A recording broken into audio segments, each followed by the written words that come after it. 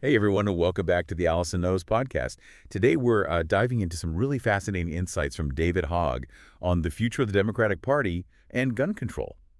He's been making waves with his critique of the party and his bid for DNC Vice Chair. Yeah, it's interesting, isn't it? Hogg's journey from Parkland survivor to gun control advocate to, aspiring party leader. It offers a unique perspective. His criticisms aren't coming from an outsider. He's trying to change things from within. Right, and he's not pulling any punches. He's calling for a real reckoning within the Democratic Party, especially when it comes to engaging younger voters. Mm-hmm.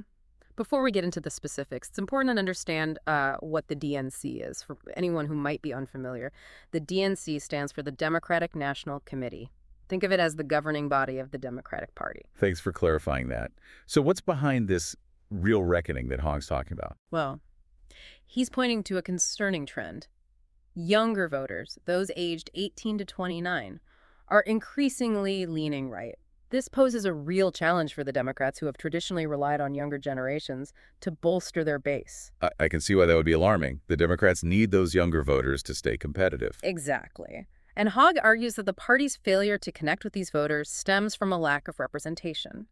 He points to the shocking statistic that less than 6% of DNC voting members are actually under the age of 36. Wow, that's a huge gap. It's almost ironic. They need the youth vote, but they don't seem to have space for young people in leadership roles. Precisely. Hogg sees this lack of representation as a symptom of a larger problem. The party isn't effectively engaging young people or addressing their concerns, leading to this reckoning he's warning about. So it's not just about getting young people to vote. It's about giving them a voice within the party structure itself. That's a key part of Hogg's critique. He's arguing for a more inclusive and representative Democratic Party that reflects the diversity of its constituents. Now, one thing that really struck me in the sources is the shift we're seeing with young men in particular. They seem to be moving rightward at a faster pace than other demographics. Why do you think that is? It's a complex issue with a variety of contributing factors. But Hogg connects this trend to broader societal issues that are impacting young men, things like mental health struggles, a sense of economic insecurity, and feelings of loneliness and isolation. He even shares a personal anecdote about bringing these concerns to the DNC and feeling dismissed. It almost paints him as a kind of underdog figure within the party, fighting for these issues that he feels are being ignored. Yes, that anecdote adds a layer of human connection to his critique. It also highlights his belief that the party is focusing too narrowly on specific demographics, like young women, while overlooking the challenges faced by young men. He's saying it's a false dichotomy to focus on one or the other. These issues impact all young people, and solutions need to be inclusive. Absolutely. He's calling for a more holistic approach, one that recognizes the interconnectedness of these challenges and seeks to find solutions that benefit everyone. It's interesting how Hogg frames this, isn't it? He's not just saying, pay attention to young men. He's arguing that by addressing these larger societal issues, the Democratic Party can create policies and platforms that resonate with a wider range of voters. That makes a lot of sense. Instead of focusing on narrow demographics, they should be tackling these root problems that are affecting so many people. Exactly. Now, another point of contention for Hogg is the way the Democratic Party operates. He criticizes what he calls the boom and bust cycle of political engagement. What does he mean by boom and bust? He's referring to the tendency of the party to go all in on presidential elections, pouring resources and energy into national campaigns every 4 years, but then neglecting the groundwork at the state and local levels.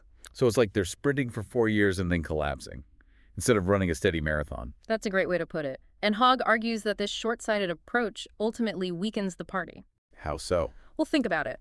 When the DNC focuses solely on presidential elections, they lose that consistent presence in local communities.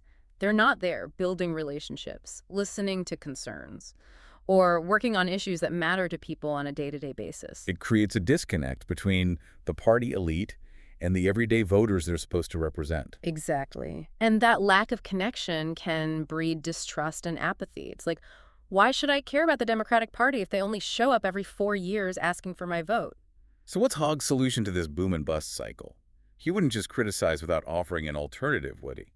Of course not. He's a big believer in taking action. Hogg's proposing a major shift in how the DNC allocates its resources.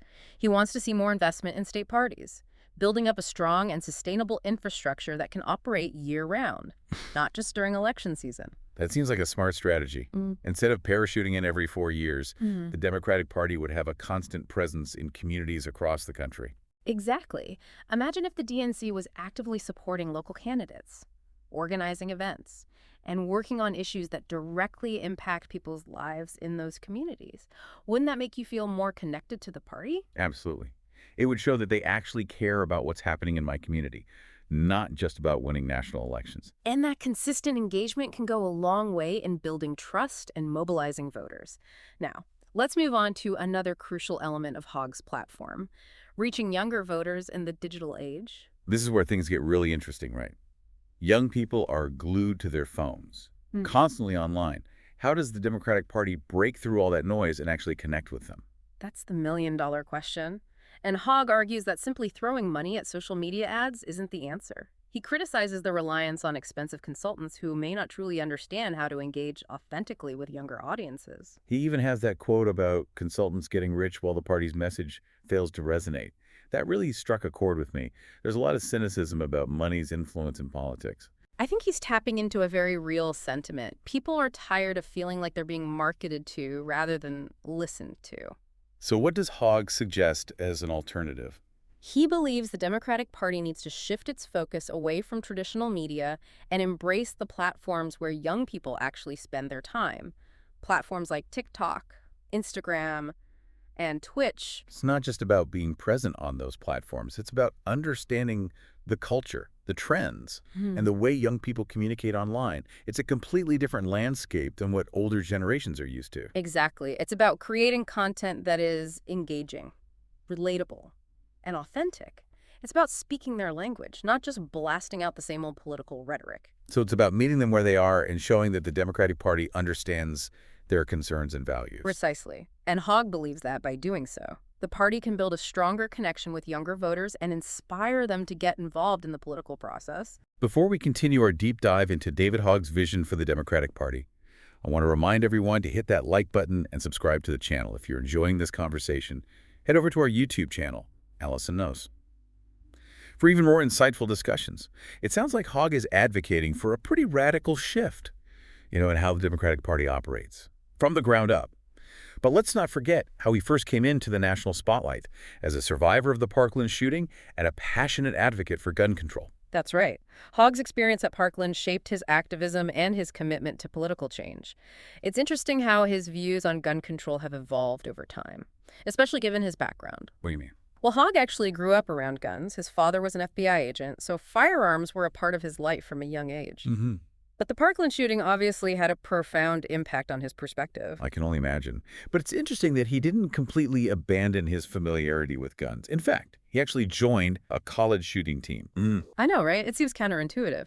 But it speaks to Hogg's willingness to engage with people who hold different views, even those who might disagree with him vehemently on gun control. It's almost like he's going behind enemy lines, trying to understand their perspective and find common ground.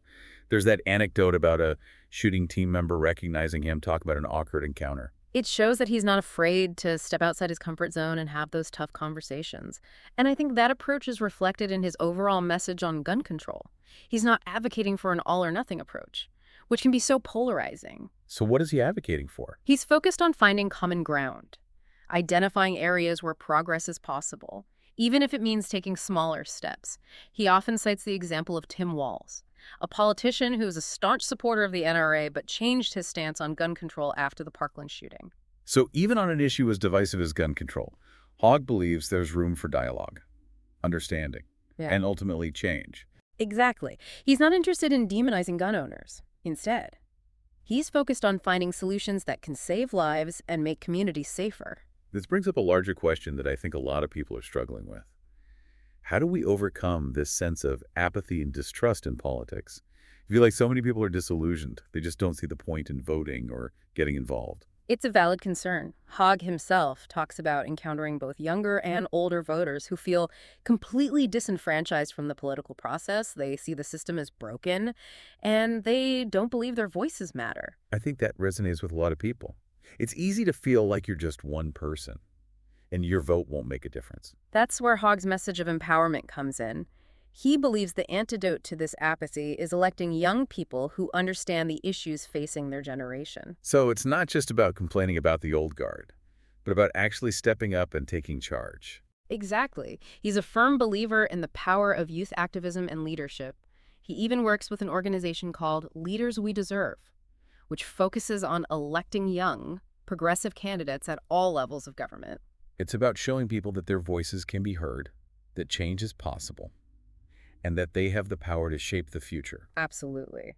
And it's not about pushing aside older generations. It's about creating a space for intergenerational dialogue and collaboration, where everyone can contribute their experiences and ideas. So to wrap things up, we've explored some pretty weighty topics today. The need for intergenerational leadership, the importance of addressing the concerns of young men, the challenges of connecting with young voters in the digital age, and finding common ground on even the most divisive issues. It's a lot to unpack. But I think David Hogg offers a compelling vision for the future of the Democratic Party and for politics in general. He's not afraid to challenge the status quo, to push for change, and to inspire others to get involved. He's a powerful voice for his generation. Well, that's all the time we have for today's deep dive. But we hope this conversation has sparked some new ideas and inspired you to think critically about the future of our political landscape. Remember, your voice matters. Get involved, stay engaged, and let's work together to create a future we can all be proud of. Thank you for listening. Don't forget to follow Allison on Blue Sky, YouTube, and TikTok. Like, subscribe, and share your comments to Allison Knows on YouTube. We'll see you next time for another deep dive.